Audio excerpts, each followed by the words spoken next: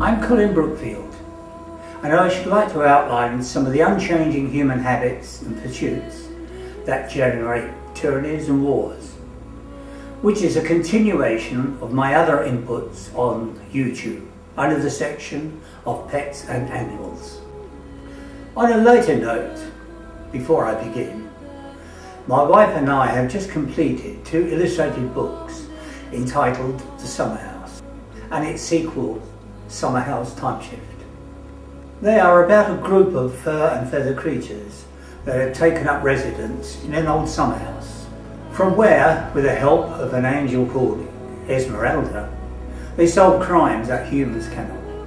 What makes them extraordinary is that they can communicate with each other in human language. Moreover, despite their many character flaws, they form a very efficient, energetic and adventurous team.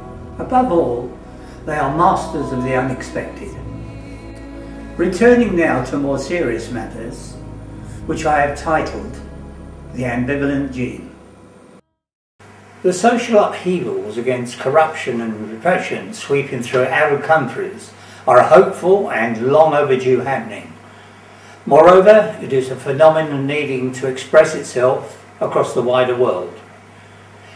In the light of these events, perhaps we should be asking ourselves why these medieval influences in governance have lingered into the 21st century.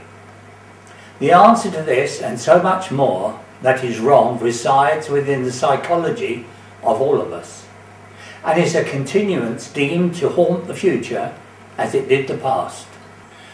The Wiki information leaks has already given us a glimpse behind the sullied facades of world leadership, but this is only scratching the surface of our darker side.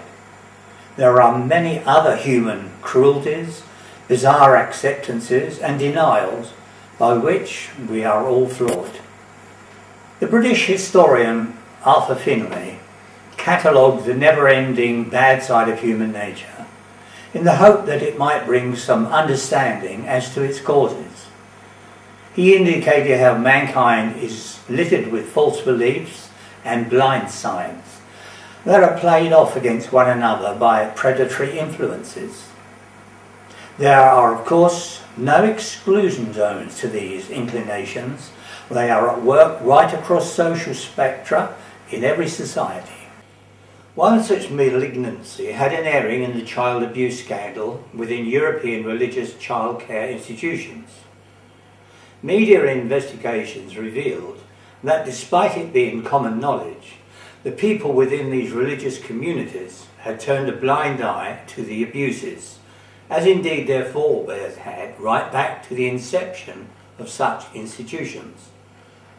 Therefore, human nature being what it is, will affirm that this activity is not confined to just one religious order or region. Similarly, it finds expression within secular environments. Surely the shadow of self-deceit must now hang over our self-appellations, such as enlightened, progressive, democratic and humane. And weasel words have long since rendered truth untrustworthy. I am not alone in my exposures of predatory personalities and their supportive influences. The results of research on this problem was addressed by British psychologists in the New Scientist. They were repeated in the British national papers in August 2004. These publications went on to describe a social aberration in the following terms. Quote, "There are psychopaths at work in our society, and they tend to thrive in high-powered professions, such as politics, the media, law and business, where they can dominate others as part of getting the job done. Psychologists estimate that about 1% of Britons fall into this category," unquote. This amounts to about 650,000 that are in circulation, a phenomenon from which we can extrapolate to the rest of the world. Professor Robert Hare of the University of British Columbia and one of the world's leading experts on psychopaths said, quote, "Psychopaths are social predators, and like all predators, they are looking for feeding grounds. Wherever you get power, prestige and money, you will find them." Unquote.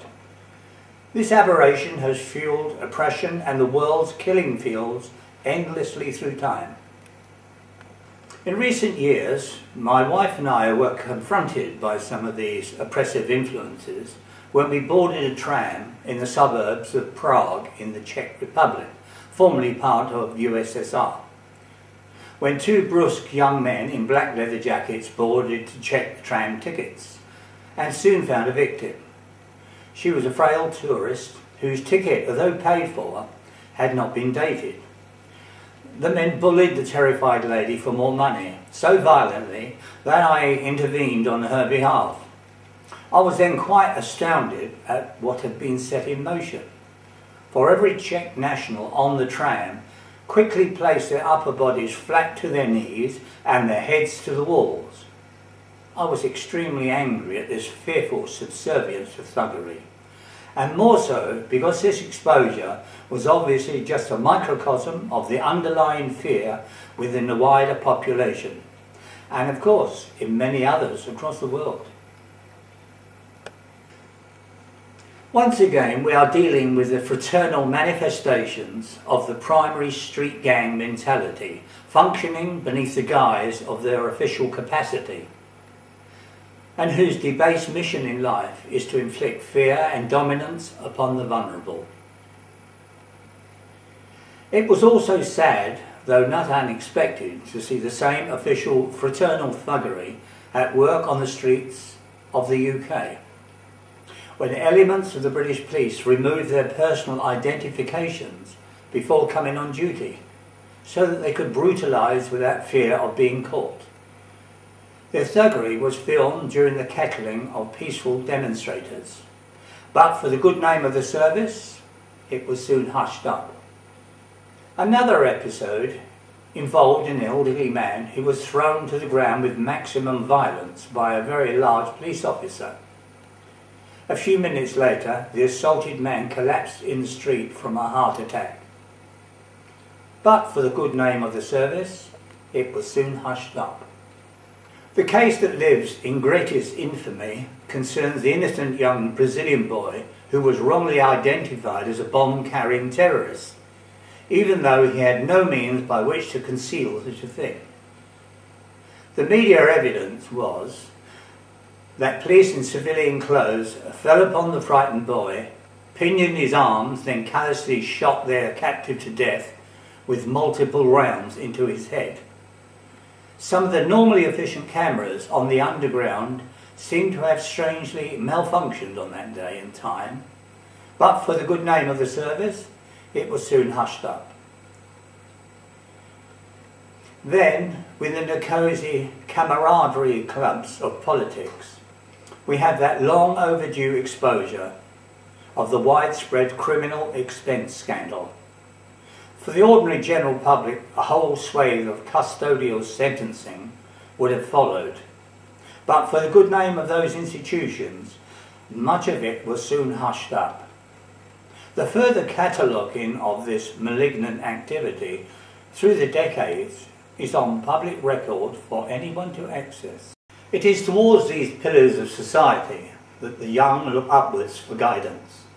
The young are inquisitive, watching, listening and learning, and in consequence are aware of what really goes on behind the higher facades. Thus the wayward young are but a reflection of their betters, and doomed to follow in the footsteps of those unworthy tutors. Tutors who then feel free to castigate their feral creations. The mechanics of this relentless universal phenomenon is that governance, their regulatory and public service institutions, whilst getting the job done, also pursue a course of self-serving empowerment. The process is role reversal. Those in service to the general public will inevitably manoeuvre the general public into service to them. It is systemic in all societies and subverts the aspirations of social democracy. Perhaps at this point I should explain why my exposures are so out of step with the social tinkering that filters down from the rarefied air of unworldly academia. I have no higher management to please, no ideological or other personal bias to sully my findings. This is because my early domestic wising up took place within the ultimate reality learning environment, amongst that of ignorance, mendacity and violence. It is described as the subscript of life, the parallel stand-behind reality world that stalks behind the niceties of society's social facades. Even from the earliest age, I knew this to be an expression of everything going wrong across the world. Like many youngsters at the time, I was also living my early erratic school years through the 1939-40 London Blitz. But the main place of learning was outside the classroom. It was there that the great dramatic clash of mankind's opposites, its humanities and inhumanities, were being played out on our streets, in the air above and on the seas surrounding us. My mind was already ticking over for answers.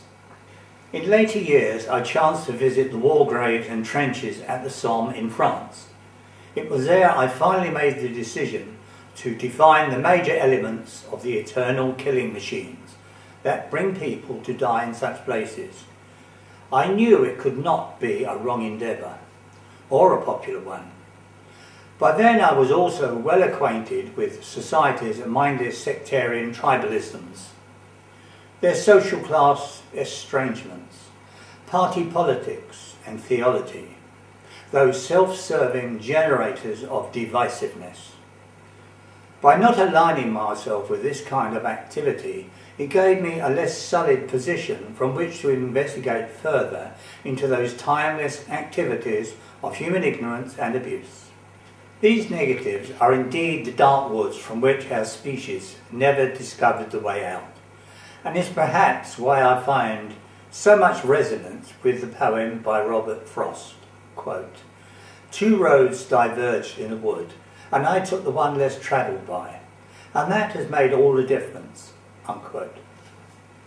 Amongst the many psychological elements within our species that fuel oppression and war are those baleful entities behind the imposition of political correctness, the preclusion of articulate criticism.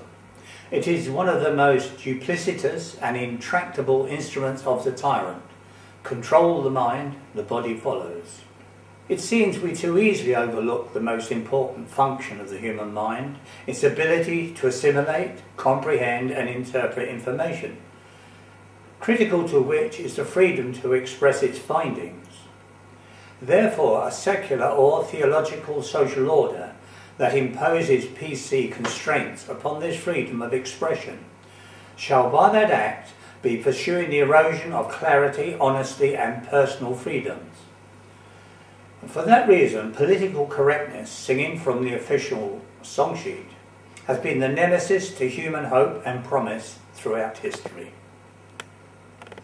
In the 3rd century BCE, Socrates, the forerunner of the great immortal three philosophers, fell foul of PC whilst articulating his views in the marketplace. For that crime, the Athenian judges sentenced him to death by his own hand.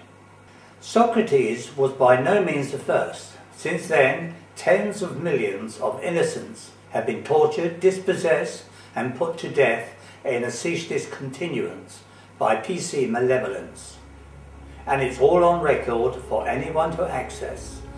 Political correctness has always been the means by which tyrannical authority extends and preserves its status quo. The permanence of this noxious activity shows how easy it is for the few to bamboozle the many.